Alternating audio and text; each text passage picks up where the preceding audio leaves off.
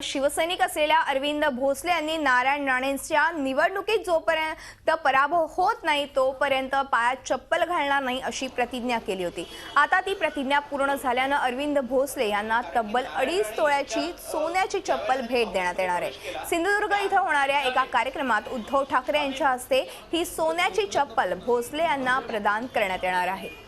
वरळीतल्या शिवसैनिकांनी चप्पल भोसले यांना गिफ्ट दिली आहे। याबद्दल आमचे प्रतिनिधी देवेंद्र कोल्हटकर यांनी शिवसेना नगरसेविका किशोरी पेडणेकर यांच्याकडून जाणून घेतलंय।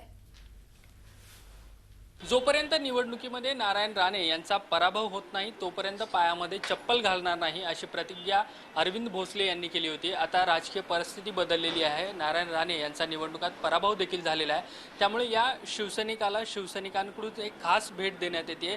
सोन्याची चप्पल जी आहे ती अरविंद भोसले यांना या सगळ्या शिवसैनिकांमार्फत भेट देण्यात येणार आहे।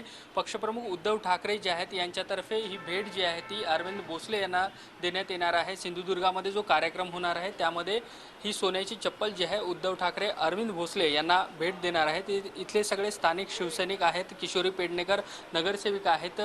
ताई, याबद्दल काय अधिक माहिती सांगाल? गेली 9 वर्ष मुंबईत आणि कोकणामध्ये तो काम करत होता आणि काम करत असताना प्रचंड उष्णता असताना सुद्धा अनेक पायाला त्याच्या भेगा पडल्या, डोळ्यावरती परिणाम झाला, पण त्याचा त्यांनी कुठल्याही परिणामाची पर्वा न करता त्यांनी ते सतत कामाचं सातत्य ठेवून आज सिंधुदुर्गामध्ये मालवण या मतदारसंघातून आमचा आमदार जो आता निवडून आला आमचा वैभव नाईक, साधा सरळ असा मुलगा, कुठलाही त्याच्याकडे बेनवाब करण्यासारखा म्हणजे यांच्यासारखा चॅप्टर असा तो मुलगा नसतानाही त्यांनी गेली 5-6 वर्ष जे त्या तिथल्या लोकांची सेवा केली।